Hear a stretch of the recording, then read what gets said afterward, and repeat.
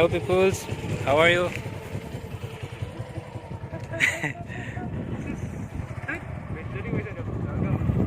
আপোনালোক সকলো নিশ্চয় ভালে আছে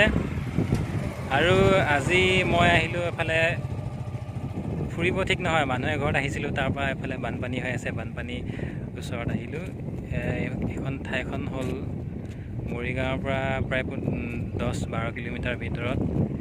dhekiphalar বৰ্তমান বানপানী